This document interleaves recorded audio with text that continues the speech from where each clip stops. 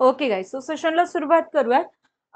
काल आपण ॲडजेक्टिव्ह बघितलं होतं. आज आपण व्हर्बला सुरुवात करतोय. खूप खूप महत्त्वाचं चॅप्टर आहे व्हर्ब. मी तुम्हाला कालही सांगितलंय. ओके. सो वर्ब जो आहे तो सेंटेन्समध्ये इम्पॉर्टंट रोल प्ले करत असतो. ओके. वर्ब सेंटेन्समध्ये इम्पॉर्टंट रोल प्ले करण्याचं काम करत असतो. महत्त्वाचा रोल सेंटेन्समध्ये वर्ब प्ले करत असतो. वर्ब शिवाय कुठलंही वाक्य तयार होत नाही. बरं, व्हर्बचा वापर कुठे करायचा असतो तर टेन्स चॅप्टर असेल, ओके, क्वेश्चन टॅग असेल, टेन्स असेल, क्वेश्चन टॅग असेल, व्हॉइस असेल, त्यानंतर नरेशन असेल, बरोबर ना? म्हणजे सगळ्याच चॅप्टर मध्ये सब्जेक्ट वर्ब ॲग्रीमेंटचे रूल्स असतात तिथे असेल. या सगळ्या चॅप्टर मध्ये आपल्याला वर्बचं काम जे आहे ते पडत असतं. सो बेसिक मध्ये आपण बघितलंय वर्ब म्हणजे काय असतं काय नाही, पण त्याची थोडीशी आता रिव्हिजन करून घेऊयात. ओके. सो बघा, वर्ब काय, the word tells something about the action. असा शब्द जो आपल्याला ऍक्शन बद्दल सांगतो, जो स्टेट बद्दल सांगतो, जो एखादी क्रिया घडते हे सांगत असतो, त्याला आपण काय म्हणतो, वर्ब असे म्हणतो. त्याला आपण क्रियापद असे म्हणत असतो. सो बघा, आय प्ले क्रिकेट म्हटलेलं आहे. प्ले वर्बचं काम करतंय. हा वर्ब इथे काय दर्शवतोय, ऍक्शन दर्शवतोय. She is a doctor. Is इथे काय दर्शवतोय, स्टेट म्हणजे स्थिती दर्शवतोय. The sun rises in the east काय दर्शवतोय, हॅपनिंग दर्शवण्याचं काम सेंटेन्स मध्ये करतोय. ओके. बरं, तुम्ही फक्त एकच वर्ब जरी लिहिला तरी सुद्धा ते आपलं काय असतं माहितीये, कम्प्लीट सेंटेन्स असणार आहे. तुम्ही एक वर्ब जरी लिहिला तरी पण ते काय असणार आहे, कम्प्लीट सेंटेन्स असणार आहे, पूर्ण वाक्य असणार आहे. मग तुम्ही म्हणणार की मॅडम इथे सब्जेक्ट कुठे आहे, बरोबर ना? सब्जेक्ट कुठे आहे इथे, तर या गोच्या आधी आपण एक हिडन सब्जेक्ट कन्सिडर करतो. कुठला, यू. ओके. कुठला सब्जेक्ट कन्सिडर करतो आपण, यू हा सब्जेक्ट आपण कन्सिडर करत असतो. मग लक्षात ठेवायचं, जेव्हा फक्त वर्ब असेल तर ते कम्प्लीट सेंटेन्स असतं. कुठल्या टाईपचं असतं ते वाक्य, इम्परेटिव्ह सेंटेन्स असतं. ओके. कुठल्या टाईपचं वाक्य असणार आहे ते, इम्परेटिव्ह सेंटेन्स असणार आहे. त्याला आपण आज्ञार्थी वाक्य असे म्हणतो. बरं, सो वर्बचे आता काही सब्जेक्ट वर्ब ॲग्रीमेंटचे रूल्स आपण जे आधी बघितले ते थोडेसे रिवाइज करूयात आणि मग वर्बकडे जाऊयात. तर बघा, सेंटेन्स मध्ये जो सब्जेक्ट येणार असतो त्याच्यानुसार आपण सेंटेन्स मध्ये वर्ब यूज करत असतो. सेंटेन्सचं स्ट्रक्चर कसं आहे, सब्जेक्ट वर्ब ऑब्जेक्ट कॉम्प्लिमेंट आहे. ठीक आहे. सो इथे I am a teacher, I am verb आहे. मेट हा कसला फॉर्म आहे, मीटचा फॉर्म आहे, बरोबर. मीटचा सेकंड फॉर्म मेट आहे. ही लुक्स हॅपी म्हटलंय, लुकचा V5 लुक्स घेतलेला आहे.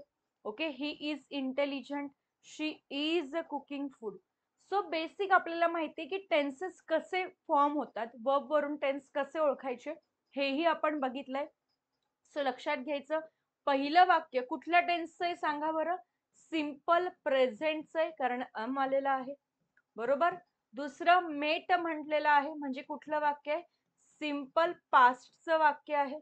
ओके. तिसरं वाक्य लुक्स म्हटलेलं आहे, म्हणजे काय, सिंपल प्रेझेंट आहे. कुठला आहे, सिंपल प्रेझेंट आहे. इंटेलिजंट परत सिंपल प्रेझेंट. इज कुकिंग कुठला झालाय, हा प्रेझेंट कंटिन्युअस टेन्स झालाय. आता टेन्स कसे ओळखायचे वर्ब वरून ते आपण शिकलेलो आहोत. पुढे परत मी रिपीट करून देणार आहे ज्यांना नसेल कळलं. ठीक आहे. So don't worry. बरं, आता महत्वाच्या गोष्टीकडे जातोय आपण, types of verb. Okay. So वर्बचे आपण टाइप्स बघतोय. मेनली वर्बचे दोन टाइप्स पडतात, प्रिन्सिपल वर्ब, मेन वर्ब, त्यालाच आपण लेक्झिकल वर्ब म्हणतो. ओके. आणि मराठीमध्ये त्याला आपण मुख्य क्रियापद असे म्हणणार आहोत. काय म्हणणार आहोत त्याला आपण, मुख्य क्रियापद असे म्हणणार आहोत. दुसरा असतो सपोर्टिंग वर्ब, त्यालाच ऑक्झिलरी वर्ब, त्यालाच हेल्पिंग वर्ब, म्हणजेच काय, त्यालाच आपण सहाय्यकारी क्रियापद असे म्हणतो. काय म्हणतो, सहाय्यकारी क्रियापद असं आपण त्याला म्हणत असतो. ठीक आहे. बर, मग ह्या मेन वर्बचे दोन प्रकार पडतात, ट्रान्झिटिव्ह वर्ब आणि इनट्रान्झिटिव्ह वर्ब. ट्रान्झिटिव्ह वर्बला आपण म्हणतो सकर्मक क्रियापद. ट्रान्झिटिव्ह वर्बला काय म्हणतो आपण, सकर्मक क्रियापद आणि इंट्रान्झिटिव्ह वर्बला म्हणतो आपण अकर्मक क्रियापद. काय म्हणतो? इंट्रान्झिटिव्ह वर्बला अकर्मक क्रियापद आपण म्हणत असतो.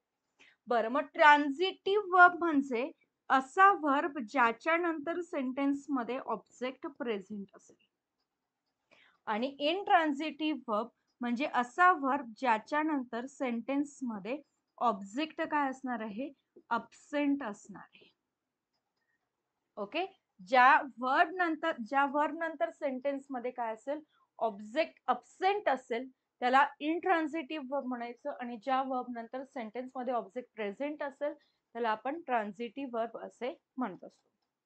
बर, सपोर्टिंग वर्बचे दोन टाइप्स बघतो आपण, प्रायमरी वर्ब आणि दुसरा असतो मॉडल ऑक्झिलरी वर्ब. बरं, प्रायमरी वर्ब मध्ये आपण टू बी चे फॉर्म्स, टू डू चे फॉर्म, टू हॅव चे फॉर्म्स बघतो, आणि मॉडल ऑक्झिलरी मध्ये आपण ह्या सगळ्या मॉडल ऑक्झिलरी कॅन, कुड, शाल, शुड याचे सगळे युजेस जे आहे ते आपण बघणार आहोत. ठीक आहे.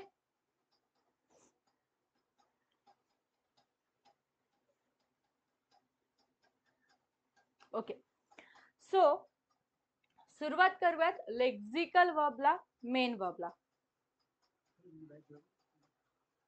प्रॉब्लेम येतोय त्यांना, रेकॉर्ड देणार म्हणा आज. ओके, लेक्झिकल वर्ब, मेन वर्ब ज्याला आपण काय म्हणणार आहोत? मुख्य क्रियापद म्हणणार आहोत. Okay, yes. तर वाक्यातील मुख्य क्रिया दर्शवणारा जो शब्द असणार आहे, ओके, त्याला आपण काय म्हणतो? मेन वर्ब असे म्हणतो. ओके, जो मेन ऍक्शन दर्शवणारा वर्ब असणार आहे त्याला आपण मेन वर्ब असे म्हणतो. सो ही लुक्स हॅपी म्हटलंय आपण, V5. Okay, they played football म्हटलंय, सो प्लेड काय आहे? V2 आहे. Okay, he is driving a car म्हटलंय, इज प्लस ड्रायव्हिंग आलाय. सो आता ह्या इथे काय झालंय की दोन वर्ब आले. ओके, सो मेन वर्ब आणि हेल्पिंग वर्ब मधला फरक आपण बघितलाय की एकच वर्ब सेंटेन्स मध्ये येत असेल तर तो कसलं काम करतो? मेन वर्बचं काम करतो, मुख्य क्रियापदाचं काम तो सेंटेन्स मध्ये करत असतो. बरोबर? येस. पण जर समजा दोन वर्ब्स येत असतील तर त्याच्यातील टू बी चे फॉर्म सोडून किंवा टू हॅव चे फॉर्म सोडून, टू डू चे फॉर्म सोडून जे वर्ब दुसरे आलेले असतात, कुठले? V1 किंवा V2 किंवा V3. ओके, मेन वर्ब सोडून V2, V3, V4, V5, तर हे वर्ब कसलं काम करतील? तिथे मेन वर्बचं काम करतील. आणि हे जे टू हॅव चे फॉर्म, टू डू चे फॉर्म आलेले असतील हे कसलं काम करतील? तिथे हेल्पिंग वर्बचं काम सेंटेन्स मध्ये करत असतील. ठीक आहे. मग बघा, इज ड्रायव्हिंग आहे, इज हा टू बी चा फॉर्म आहे, मग ड्रायव्हिंग वर्ब प्लस आयएनजी म्हणजे V4 आहे, तर हा स्वतः कसलं काम करणार आहे? मेन वर्बचं काम सेंटेन्स मध्ये करणार आहे. आलं लक्षात? हा ड्रायव्हिंग V4 आहे, कसलं काम करेल? मेन वर्बचं काम सेंटेन्स मध्ये करणार आहे. बरं, so V1, V2, V3, V4 हे काय करतात सेंटेन्स मध्ये? मेन वर्बचं काम करत असतात. ओके, मग बघा, टू हॅव चे, टू बी चे आणि टू डू चे रूप देखील मुख्य क्रियापद म्हणून वापरले जात असते. मगाशी मी तुम्हाला असं सांगितलं की V1 जो आपल्याला काय दर्शवतोय? प्रेझेंट टेन्स दर्शवतोय. ओके, जसं की आपण राईट घेतलं बघा. ओके, V2 कुठला टेन्स दर्शवतो? पास्ट टेन्स दर्शवतो. रोट घेतला, ओके, मेन वर्ब आहे. त्यानंतर V3 घेतला, कुठला टेन्स दर्शवतो? V3 परफेक्ट टेन्स दर्शवतो, म्हणजे रिटर्न. ओके, त्यानंतर V4 कुठला टेन्स दर्शवतो? कंटिन्युअस टेन्स दर्शवतो, वर्ब प्लस आयएनजी वाला, रायटिंग. ओके, आणि V5 कुठला टेन्स दर्शवतो? प्रेझेंट टेन्स आपल्याला दर्शवत असतो. ओके, ज्या वर्बला एस किंवा ईएस लागतो. राईट. ओके, मग to be, to have, to do चे फॉर्म्स, जसं की टू बी चे फॉर्म्स कुठले आहे? तर टू बी चे फॉर्म आहे एम, इज, आर, हे प्रेझेंट वाले फॉर्म आहे. हे प्रेझेंट मध्ये मेन वर्बचं काम करू शकतात. वॉज, वर काय आहे? पास्ट वाले फॉर्म आहे. हे पास्ट टेन्स दर्शवतील मेन वर्ब म्हणून आले तर. टू हॅवचे फॉर्म्स कुठले आहे? टू हॅवचे फॉर्म आहे हॅव आणि हॅज. हे प्रेझेंट टेन्स दर्शवतील मेन वर्ब म्हणून आले तर. आणि हॅड मेन वर्ब म्हणून आला तर कुठला टेन्स दर्शवणार आहे? पास्ट टेन्स दर्शवणार आहे. समजतंय का सगळ्यांना? एक्झाम्पल्स बघणार आहे आपण. टू डू चे फॉर्म्स डू आणि डज आले तर काय करणार आहे? प्रेझेंट टेन्स दर्शवणार आहे. डीड काय करणार आहे? पास्ट टेन्स दर्शवणार आहे. ओके, सो ज्या वेळेला सेंटेन्स मध्ये am is are, have, has, do, does okay main verb म्हणून येतील तर ते आपल्याला प्रेझेंट टेन्स दर्शवत असतील. वॉज, वर, हॅज, हॅड वॉज, वर, हॅड, डीड जर सेंटेन्स मध्ये मुख्य क्रियापदाचं काम केलं तर ते काय दर्शवतील? सिंपल पास्ट टेन्स ते आपल्याला दर्शवणार आहे. ओके, सो इथे बघा एक बेसिक सेंटेन्स दिलंय. एम मेन वर्ब म्हणून आलाय. वाक्याचा टेन्स कुठला असेल माहितीये? सिंपल प्रेझेंट आहे. ओके, हॅज आलाय, कुठला टेन्स आहे? सिंपल प्रेझेंट आहे. कुठला आहे? सिंपल प्रेझेंट आहे. आय डू माय वर्क आहे, कुठला टेन्स आहे? सिंपल प्रेझेंट आहे. Okay, yes. पण जर तुम्ही सेंटेन्स लिहिलं बघा, दे वर माय फ्रेंड्स. ओके, सो वर बघितला म्हणजे तुमची अशी इच्छा होते की कंटिन्युअस टेन्स असावा. नाही, वर एकटा आलेला आहे. जर वर एकटा आहे मित्रांनो तर हा टेन्स कुठला असणार आहे? आपला सिंपल पास्ट असणार आहे. Okay, yes. They had a book, त्यांच्याकडे पुस्तक आहे, होते. हॅड एकटा आलाय, परफेक्ट वाटतो तुम्हाला? नाही, कुठला आहे? सिंपल पास्ट आहे. कुठला टेन्स आहे? सिंपल पास्ट टेन्स तो असणार आहे. आलं लक्षात? सो जर सेंटेन्स मध्ये V1 आला तर तो सिंपल प्रेझेंट टेन्स असतो. V2 आला तर सिंपल पास्ट टेन्स असतो. रिटर्न V3 आला हॅव, हॅज, हॅडच्या आधी तर तो परफेक्ट टेन्स असतो.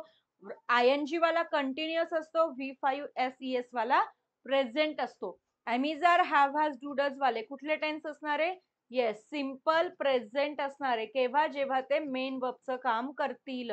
आणि वॉज, वर, हॅड आणि डीड जर मेन वर्ब म्हणून आला तर वाक्याचा टेन्स कुठला असणार आहे? सिंपल पास्ट टेन्स असणार आहे. समजी गयो सभी लोग? चला, समजलं का? जाऊयात पुढे. एव्हरीवन, टेन्स इन शॉर्ट तुम्हाला मी रिवाइज करून दिले जे ऑलरेडी आपण दोनदा बघितलेले आहे.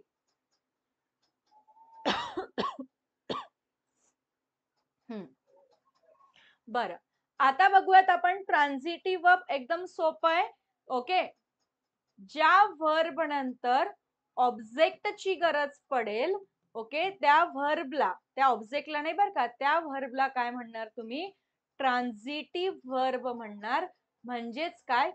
सकर्मक क्रियापद तुम्ही म्हणणार. काय म्हणणार त्याला? सकर्मक क्रियापद तुम्ही म्हणणार आहात. शी एट अन ऍपल. एट काय आहे?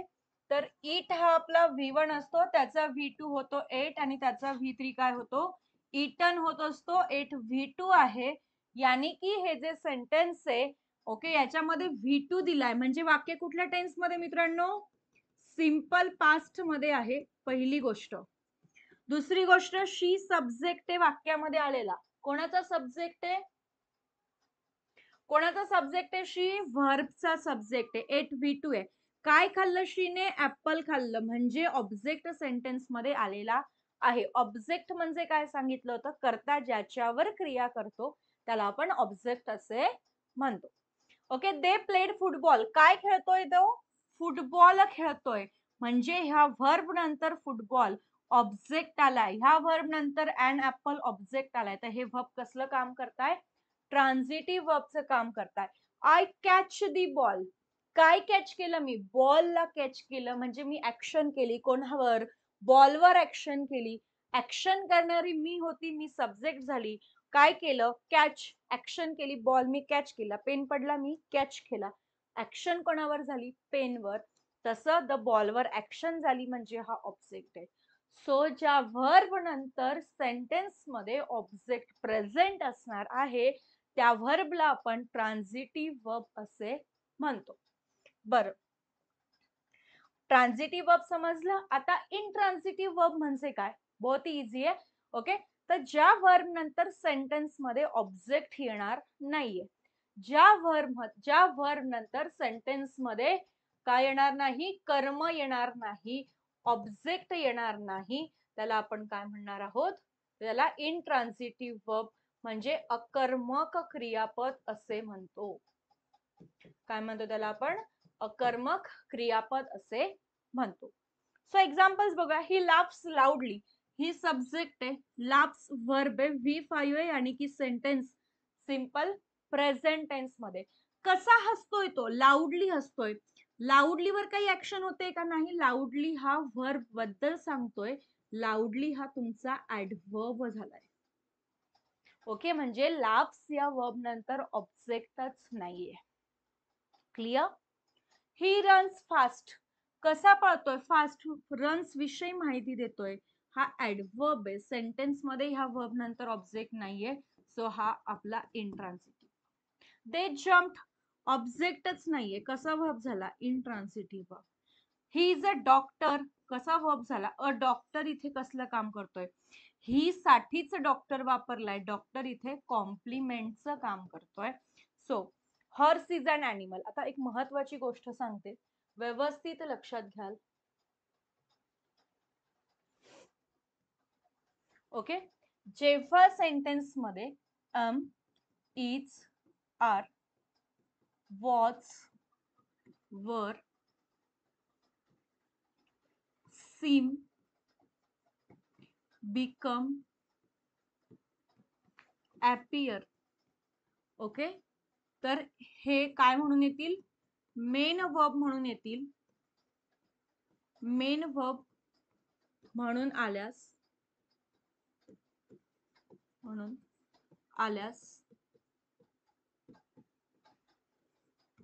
ते इंट्रान्झिटिव्ह वर्ब असतात. काय असतात ते? इंट्रान्झिटिव्ह वर्ब असतात. ठीक आहे. ज्या वेळेला सेंटेन्स मध्ये एमिज, R, was, were, SIM, appear, become हे कसलं काम करतील? हे ज्या वेळेला सेंटेन्स मध्ये मेन वर्बचं काम करतील, त्यावेळेला ते 100% काय असणार आहेत? इंट्रान्झिटिव्ह असणार आहे. म्हणजे त्यांच्या नंतर ऑब्जेक्ट येणार नाही. सो एक्झाम्पल घेऊया.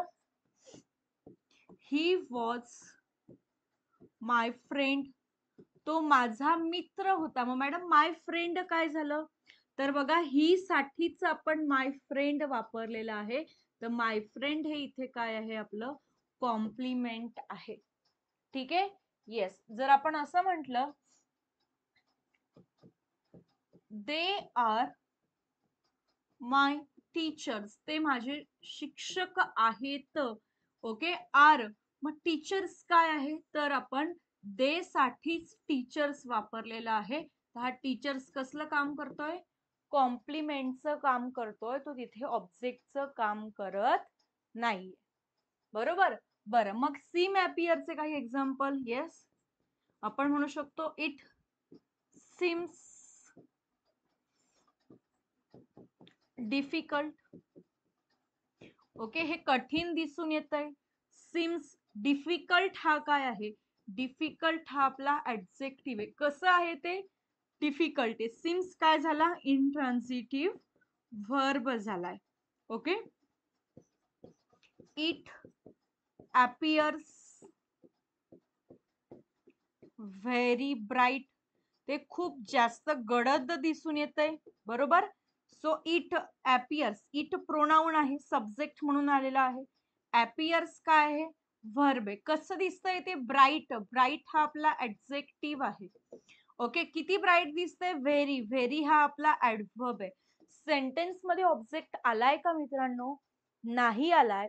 बरोबर ना. सो हा ॲपियर्स कुठल्या वर्बचं काम करतोय? इंट्रान्झिटिव्ह वर्बचं काम करतोय. ओके, पुढे एक्झाम्पल घेऊया. शी बिकेम अ डॉक्टर. ओके, तिला डॉक्टर व्हायचे होते. कोणाला व्हायचे होते? तिला व्हायचे होते. डॉक्टर काय आहे? शी साठीच वापरलेला कॉम्प्लिमेंट आहे. सो हा बिकेम काय झाला आपला? तर इंट्रान्झिटिव्ह व्हर्ब झाला. ओके, सो लक्षात ठेवायचं जेव्हा सेंटेन्स मध्ये एमिजार वॉज वर, ओके, जेव्हा सेंटेन्स मध्ये am is are was were seem become appear हे कसलं काम करतील? मेन वर्बचं काम करतील. तर ओके, हे मेन वर्बचं काम करतील तर वाक्यामध्ये ते इंट्रान्झिटिव्ह वर्ब म्हणूनच येणार आहेत. आलं लक्षात?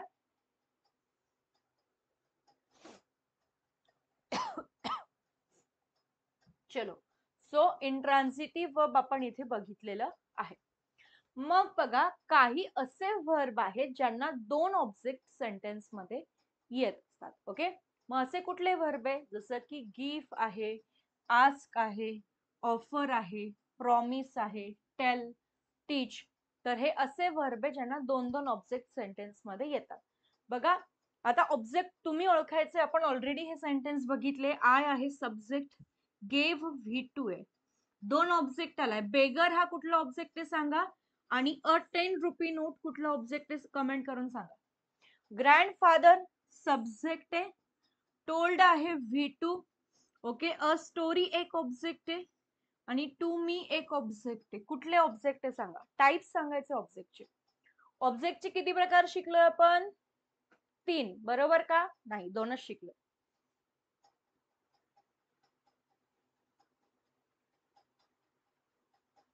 येस, ऑब्जेक्टचे टाइप ओळखायचे आहेत तुम्हाला.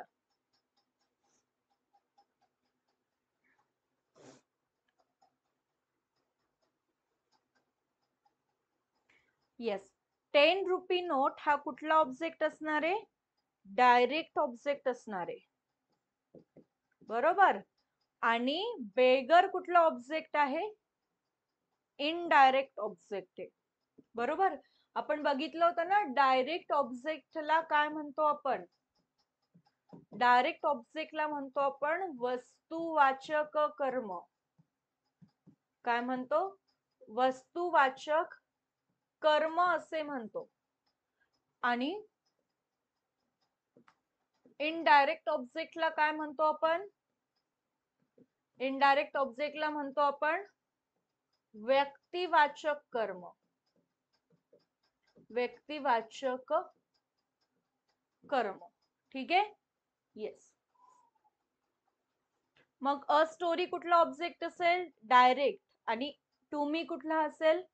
इनडायरेक्ट. Very good. पुढे बघा, ऑक्झिलरी वर्ब आणि हेल्पिंग वर्ब आपण बघतो. कसला टाइप आहे हा? तर दुसरा टाइप आहे वर्बचा, बरोबर. या ऑक्झिलरी आणि हेल्पिंग वर्ब मध्ये पहिला टाइप आहे आपला प्रायमरी वर्ब. ओके, कुठला आहे? प्रायमरी वर्ब आपण इथे बघत असतो. आता प्रायमरी वर्ब हे सगळं ऑलरेडी आपण बघितलेलं आहे, ठीक आहे. हे सगळं ऑलरेडी आपण बघितलेलं आहे. सो प्रायमरी वर्ब मध्ये आपण बघतो टू बी चे फॉर्म. सो प्रेझेंट टेन्स मध्ये अमिजार येतो. ओके, काय म्हणून येणार आहे? हेल्पिंग वर्ब म्हणून. सो याच्यानंतर येणार verb plus ING. Okay, past मध्ये येणार वॉज वर, याच्यानंतर येणार verb plus ING. Am is are verb plus ING आला तर वाक्याचा टेन्स कुठला असतो? प्रेझेंट कंटिन्युअस असतो. कुठला असतो? प्रेझेंट कंटिन्युअस असतो. Was were verb plus ING आला तर वाक्याचा टेन्स कुठला असतो? पास्ट कंटिन्युअस असतो, ठीक आहे. येस, तर लक्षात ठेवायचं जेव्हाही हेल्पिंग वर्ब म्हणून एमिजार येणारे प्रेझेंट असणार आहेत. बेसिकली लक्षात ठेवायचं की आय सोबत आपण नेहमी एम वापरतो, पण आता हे सगळ्यांना माहिती आहे. पण एमचं निगेटिव्ह काय करणार तुम्ही? एम नॉट आपण लिहितो. कॉन्ट्रॅक्टिव्ह फॉर्म काय करणार? एमंट करणार का? बऱ्याच वेळेस आपल्याला एमंट कुठेतरी दिलेलं असतं, एवढं मोठं वाक्य दिलं असून छोटासा एरर असतो त्याच्यामध्ये की एमंट. अजिबात नाही. एम नॉटचा कॉन्ट्रॅक्टिव्ह फॉर्म तुम्ही आरंट वापरू शकता किंवा तुम्ही एंट करू शकता. लिहून घ्या नोट्स मध्ये. काय वापरू शकता? आरंट किंवा एंट हा तुम्ही कॉन्ट्रॅक्टिव्ह फॉर्म म्हणून वापरू शकता एम नॉटचा. ओके. इज शी बघा सेंटेन्स मध्ये ही असेल, शी असेल किंवा इट असेल किंवा सिंग्युलर नाउन असेल तर त्याच्यासोबत तुम्ही काय वापरता? Is verb plus आयएनजी, was verb plus आयएनजी, बरोबर ना? येस. आणि प्लुरल नाउन असेल किंवा वी आहे दिलेला, यू आहे दिलेला, त्याच्यासोबत काय वापरणार? Are plus verb plus ING, were plus verb plus आयएनजी तुम्ही सेंटेन्स मध्ये यूज करत असतात. बरं, नंतर टू डू चे फॉर्म्स बघतो. डू डज प्रेझेंट वाले फॉर्म आहेत आणि डीड हा पास्ट वाला फॉर्म आहे. पण लक्षात ठेवायचं डू डज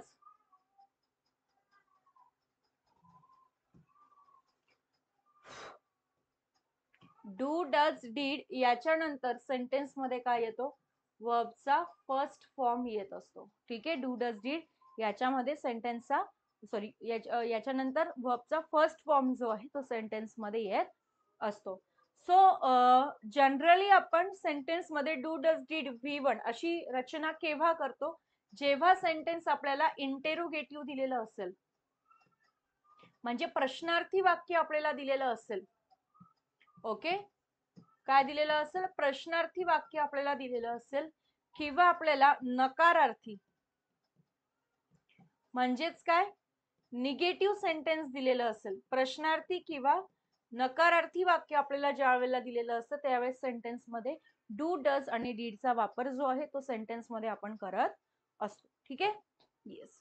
सो बघा सेंटेन्स निगेटिव्ह आहे. डू नॉट आपण वापरलेला आहे, पण डू नॉट नंतर जर तुम्ही बघितलं तर V1 तुम्हाला यूज करायचा आहे. डू आय प्ले म्हटलंय, सो डू प्लस V1 आपण तिथे वापरलाय. डज नॉट आहे तर डज नंतर पण डज नॉट नंतर V1 वापरलाय. डज आहे इथे, शी आहे तर इथे प्ले वापरलाय. पण लक्षात घ्या डू कोणासोबत वापरायचा, डज कोणासोबत वापरायचा? तर सेंटेन्स मध्ये जेव्हा वी असेल, यू असेल, बरोबर, दे असेल किंवा प्लुरल नाउन दिलेला असेल तर यांच्यासोबत आपण डू प्लस V1 अशी रचना करतो.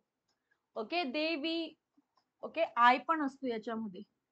दे वी प्लुरल नाउन आणि आय सोबत आपण डू प्लस V1 अशी रचना करतो. ओके. तर सेंटेन्स मध्ये ही शी इट असेल किंवा सिंग्युलर नाउन असेल तर त्यांच्यासोबत आपण काय वापरतो? डज प्लस V1 करणार आहोत सिंपल प्रेझेंट टेन्स मध्ये. ओके. डीड नॉट आहे प्ले, तुम्ही आता डीड प्लस V1 कोणासोबतही वापरू शकतात, पण डीड नंतर तुम्हाला फर्स्ट फॉर्मच वापरावा लागतो.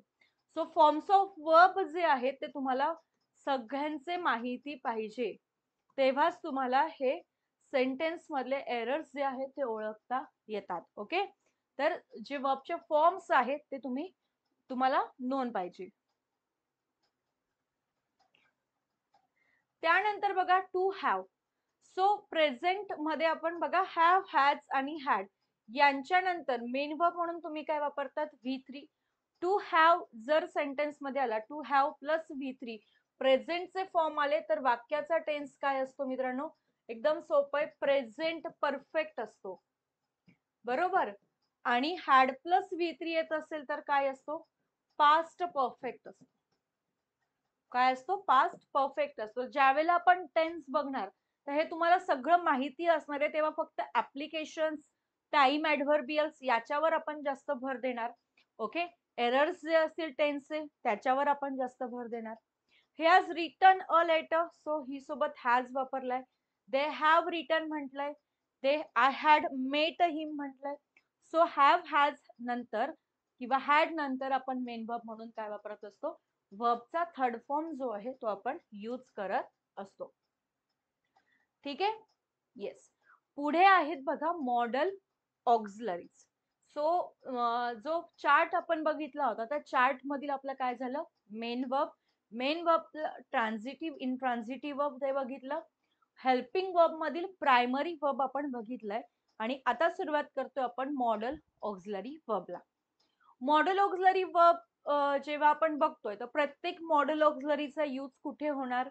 ओके. त्याचे ऍप्लिकेशन्स काय आहे, त्यानंतर कुठली मॉडल ऑक्झिलरी कुठल्या दुसऱ्या मॉडल ऑक्झिलरीने रिप्लेस करता येणार, तर हे सगळं आपल्याला तिथे माहिती पाहिजे.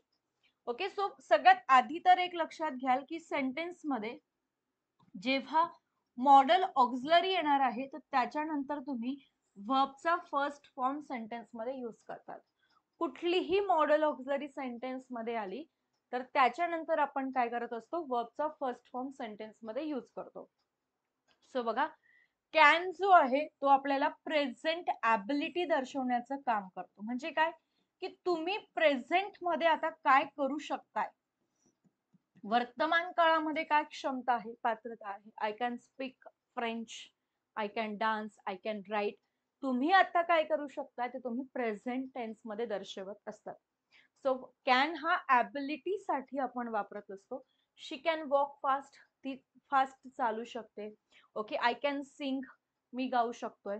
ओके, आता हे बेसिक जरी घेतले आपण, ज्या वेळेला PYQ सॉल्व्ह करून घेणार त्यावेळेला तुमच्या लक्षात येणार की अरे कशा प्रकारच्या क्वेश्चन्सचे आपल्याला प्रिपरेशन करायचे किंवा सेंटेन्स मधले एरर कसे ओळखायचे ते तुम्हाला क्वेश्चन्स घेणार तेव्हा लक्षात येणार.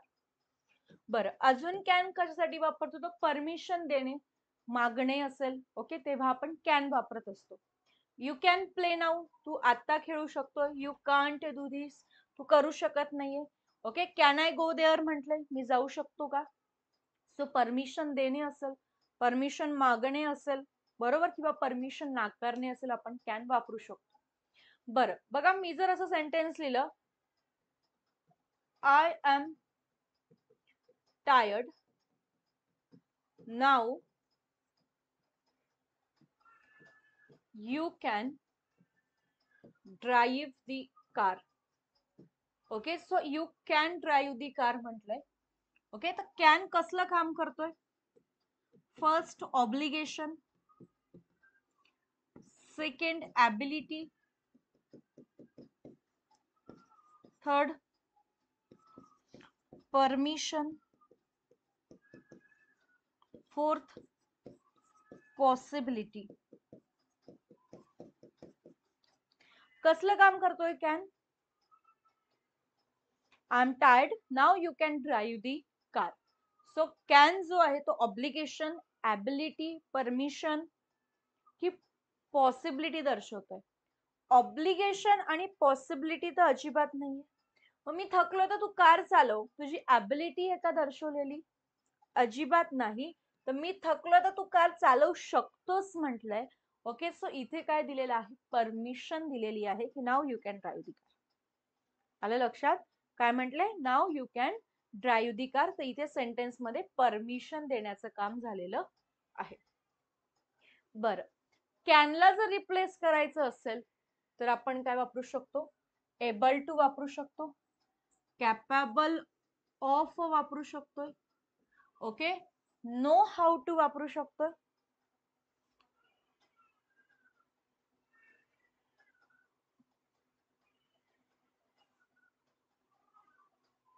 ओके, बरं, आता कॅनला जर निगेटिव्ह करायचं असेल तर आपण काय लिहितो, कॅन नॉट लिहितो.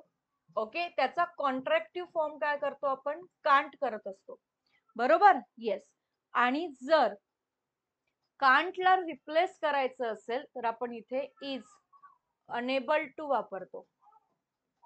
ओके, काय वापरत असतो आपण, इज अनेबल टू वापरत असतो. काय झालं, बापरे बापरे, हा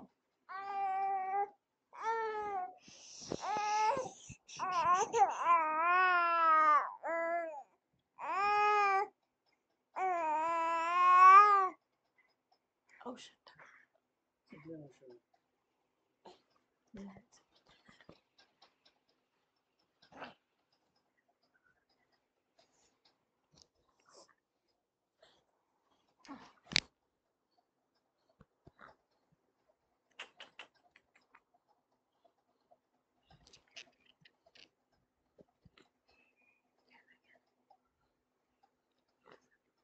रडली का त्या माझ्याजवळ. ओके, सो कॅनला जर रिप्लेस करायचं, सॉरी कॅनॉटला जर रिप्लेस करायचं असेल आपण कांट कॉन्ट्रॅक्टिव्ह फॉर्म पण वापरू शकतो किंवा काय वापरू शकतो, इज अनेबल टू आपण तिथे यूज करू शकतो. सो बघा, साक्षी कॅन राईट चायनीज लँग्वेज म्हटलंय. ओके, मॉडल ऑक्झिलरी नंतर आपण काय वापरलेलं आहे, V1 सेंटेन्स मध्ये आपण यूज केलेला आहे. बरं, तर याला कॅनला जर रिप्लेस करायचं तर तुम्ही काय करणार, Sakshi is able to write Chinese language लिहिणार. ओके, काय करणार, Sakshi is able to write Chinese language आपण तिथे लिहिणार. बरं, त्याला अजून रिप्लेस करायचं असेल तर काय लिहिणार, Sakshi is capable of writing Chinese language आपण तिथे लिहिणार आहोत. ओके, त्यानंतर Sakshi knows how to write Chinese language, यानेही आपण काय करू शकतो, कॅनला रिप्लेस करू शकतोय. ठीक आहे, येस. सो बघा, पुढची मॉडेल ऑक्झिलरी आहे. सॉरी, आधी म्हटलंय की अजून कॅन कुठे वापरतो, ज्या वेळेला आपल्याला स्वभाव दर्शवायचा असतो किंवा एखादी गोष्ट घडू शकते अशी संभावना दर्शवायची असते, तेव्हा आपण कॅनचा वापर सेंटेन्स मध्ये करू शकतो. ओ ओ ओ मग बघा, foolish man can make same mistake again and again. तर मूर्ख माणूस काय करतो, परत तीच मिस्टेक करत असतो. सो आपण काय दर्शवतो, स्वभाव दर्शवण्यासाठी किंवा संभावना दर्शवण्यासाठी आपण कॅनचा वापर जो आहे तो सेंटेन्स मध्ये करत असतो. ओके, इथे थिंकिंग आहे, इथे थिंकिंगच्या जागेवर काय करायचंय, ओव्हर थिंकिंग करायचंय. So over thinking can be dangerous. Over thinking काय ठरू शकते, तर डेंजरस ठरू शकते. ठीक आहे, सो कॅनचा वापर आपण सेंटेन्स मध्ये करत असतो. ओके, सो संभावना दर्शवायची असेल, परमिशन द्यायची असेल, ऍबिलिटी दर्शवायची असेल तर कॅनचा वापर आपण सेंटेन्स मध्ये करत असतो. पुढे आहे बघा कुड. ओके, तर कॅनचा पास्ट फॉर्म म्हणून आपण काय करतो, कुडचा वापर सेंटेन्स मध्ये करत असतो. मग ज्या वेळेला डायरेक्टचं इनडायरेक्ट स्पीच आपण करणार आहे, तर डायरेक्टचं इनडायरेक्ट स्पीच करत असताना कॅनचा पास्ट फॉर्म म्हणून आपण कुड जो आहे तो सेंटेन्स मध्ये वापरत असतो. बेबीला खूप आजारी आहे सध्या आणि त्याच्यामुळे खूप रडते, जवळजवळ तुमचं सेशन सुरू झालं तेव्हापासून रडते आणि मी घेतलं की लगेच शांत होते. ओके, सो आजारपणात तरी बाळाला आईच पाहिजे असते. ठीक आहे, चलो. सो बघा, he said she can run fast. So कॅनचा पास्ट फॉर्म काय करतो आपण, कूड करत असतो. काय करत असतो, कूड करत असतो. सो कॅनचा पास्ट फॉर्म आपण काय करणार आहोत, कूड करणार आहोत. पहिला यूज. आता दुसरा यूज काय आहे, जसं आपण कॅनचं बघितलं बघा, की प्रेझेंट मधली ऍबिलिटी आपण कशाने दर्शवतो, कॅनने दर्शवतो, बरोबर.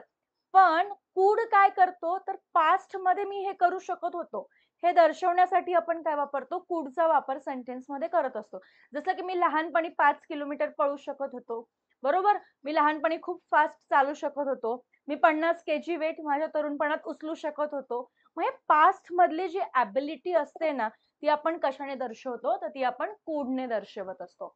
ओके, सो बघा, आय कुड क्लाइंब दी माउंटेन.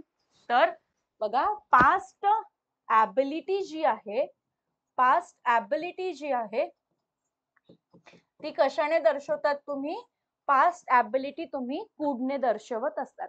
मग जसं कॅनला रिप्लेस करण्यासाठी आपण काय वापरलं होतं, इज एबल टू वापरलं होतं.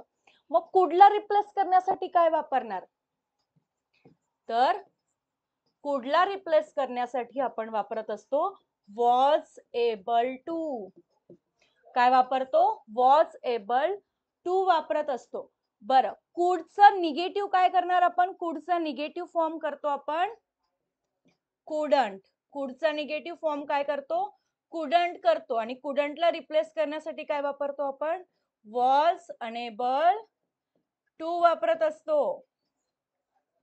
काय वापरत असतो, कुडंटला रिप्लेस करण्यासाठी वॉज अनेबल टू चा वापर आपण सेंटेन्स मध्ये करत असतो. सो बघा, वॉच नाही रे बाबा, वॉज आहे. I was able to climb the mountain. To climb काय माहितीये का, 2+V1 जेव्हा सेंटेन्स मध्ये येतो ना, त्याला आपण इन्फिनिटिव्ह म्हणतो. She could not sing a song. So could not ला रिप्लेस करायचंय. ती गाणी गाऊ शकत नव्हती पास्ट मध्ये, भूतकाळामध्ये तिला गाणे गाता येत नव्हते. ओके, सो कुड नॉट ला रिप्लेस करायचंय तर आपण घेतलं I was unable to sing a song. So can ला रिप्लेस करायचंय तर इज एबल टू, कुडला रिप्लेस करायचंय was able to, could not ला रिप्लेस करायचंय वॉज अनेबल टू, कांटला रिप्लेस करायचंय इज अनेबल टू. आलं लक्षात? येस. पुढे बघा, I could attend the party when I was young. जेव्हा मी तरुण होतो तेव्हा पार्टी अटेंड करू शकत होतो. सो पास्ट मधलं जे काही क्रिया होती, ओके, किंवा पास्ट मध्ये एखादी ॲबिलिटी दर्शवायची तर आपण कुडने दर्शवत असतो. हे तुम्ही इथे सगळ्यांनी लक्षात ठेवायचं आहे. ओके, कॅन कुड लक्षात आला सगळ्यांना? बरं. आता पुढे बघा, भूतकाळात एखादी गोष्ट करू शकलो असतो मात्र केलं नाही, असं जेव्हा दर्शवायचं असतं तेव्हा पण आपण काय वापरतो? कुड. की मला तेव्हा ही गोष्ट करता आली असती. आपल्याला बऱ्याच वेळेस वाटतं ना की अरे 10वी मध्ये मी खूप चांगला अभ्यास करायला पाहिजे होता, बरोबर, मी सीईटीचा चांगला अभ्यास करायला पाहिजे होता. सो जेव्हा एखादी गोष्ट करायला पाहिजे होती पण ती केली नाही, असं जेव्हा दर्शवायचं असतं तर तेव्हा आपण काय वापरत असतो? कुड वापरत असतो. So Rohit could pass the MPSC exam. MPSC असं लिहायचं नाही, एमपीएससी. ओके, असं आपण लिहत असतो. ओके, चलो जाओ अभी. तर रोहित एमपीएससी परीक्षा पास होऊ शकत होता. ओके, कुडने भविष्यातील पॉसिबिलिटी पण दर्शवता येते की भविष्यामध्ये असं घडू शकतं. ओके, तर फ्युचर मधली पॉसिबिलिटी पण आपण कुडने दर्शवतो. बघा, सेंटेन्स व्यवस्थित लक्षात घ्या. ही हॅज प्लेंटी ऑफ मनी. त्याच्याकडे भरपूर सारा पैसा आहे. कुठला टेन्स झाला? सिंपल प्रेझेंट झाला. कुठला झालाय? सिंपल प्रेझेंट झालेला आहे. त्याच्याकडे भरपूर सारा पैसा आहे. आता तो भविष्यामध्ये, ओके, कुठलाही लक्झरियस बंगलो विकत घेऊ शकतो. फ्युचर झाला. ओके, ही वॉन्टेड, जो त्याला पाहिजे होता. कुठला झाला? पास्ट टेन्स झाला. तर तिघही टेन्सेस मध्ये दिलंय की ज्याला त्याला जो बंगला पाहिजे होता तो भविष्यात विकत घेऊ शकतो, कारण प्रेझेंट मध्ये त्याच्याकडे भरपूर सारे पैसे आहेत. क्लिअर? सो हा झाला पुढचा यूज. नेक्स्ट मॉडेल ऑक्झिलरी आहे बघा, शाल. शाल. ओके, तर हा फ्युचर टेन्स मध्ये वापरतो. आय वी सोबत आपण शाल वापरतो. याच्यामध्ये आपण त्यानंतर V1 वापरणार. भविष्यात एखादी गोष्ट होणार हे दर्शवण्यासाठी आपण फ्युचर टेन्स वापरतो. Simple future tense. एखादी गोष्ट होऊ शकते. Okay, so I shall complete the project. मी प्रोजेक्ट कम्प्लीट करेल. I shall play football. मी फुटबॉल खेळेल. पण पुढे लक्षात घ्या, ओके, खडसावणे असेल, वचन देणे असेल, आदेश देणे असेल, दृढ निश्चय असेल, ओके, सक्ती असेल, यासाठी ही, शी, इट, दे, यू ह्या कर्त्यांसोबत पण आपण शालचा वापर करू शकतो. जसं की you shall have holiday tomorrow, वचन दिलंय ना. Okay, you shall be punish for दिस, तुला यासाठी शिक्षा केली जाईल. Okay, so shall be punish for this, you नंतर आपण यूज केलाय. तर जनरली आय बी सोबत आपण शाल वापरतो, पण इतर कर्त्यांसोबतही वापरू शकतो ज्यावेळेला खडसावणे, वचन देणे, आदेश, दृढ निश्चय, ओके, हे असणार आहेत तेव्हा. बरोबर? चला पुढे जाऊया. पुढची मॉडेल ऑक्झिलरी बघण्याआधी लक्षात घ्या की इंटेरोगेटिव्ह सेंटेन्स असेल म्हणजे प्रश्नार्थी वाक्य असेल, त्यामध्ये ऑफर आणि सजेशन साठी आपण शाल वापरतो. So shall coffee for you, shall we go. Okay, तर प्रश्नार्थी वाक्यामध्ये सुद्धा आपण शालचा वापर जो आहे तो सेंटेन्स मध्ये करू शकतो. आणि विल मॉडेल ऑक्झिलरी पुढे दिलेली आहे. विल मॉडेल ऑक्झिलरी पासून उद्याच्या सेशन मध्ये आपण बघूयात. काही मॉडेल ऑक्झिलरीज आपल्या राहिलेल्या आहेत.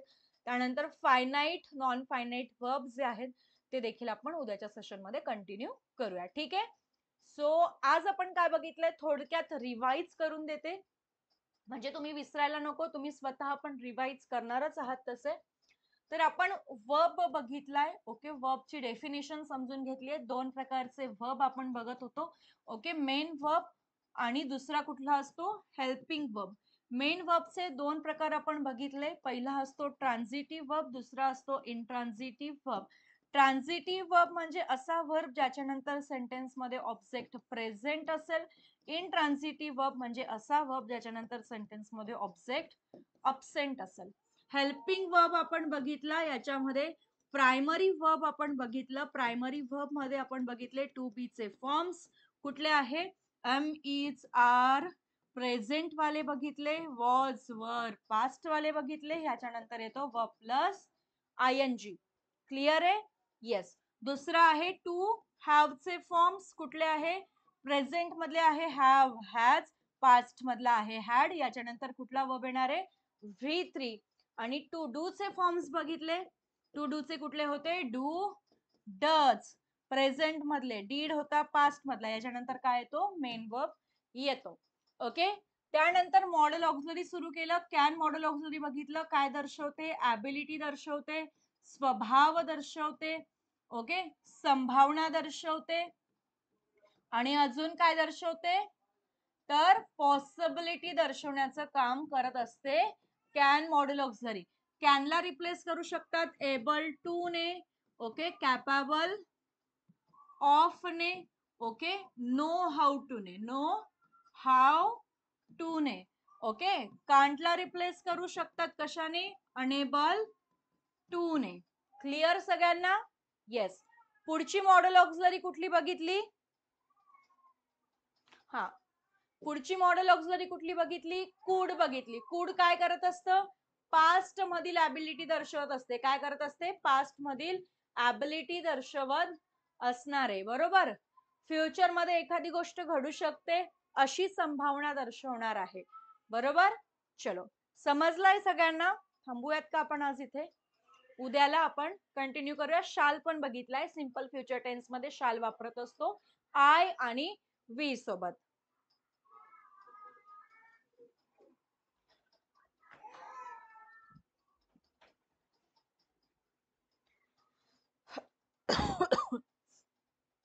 ठीक आहे. सो उद्या भेटूया ठीक 5:30 वाजता.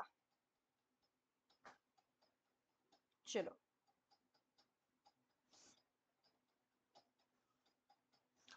लेक्चर बरोबर अपलोड होऊन जाईल, डोंट वरी.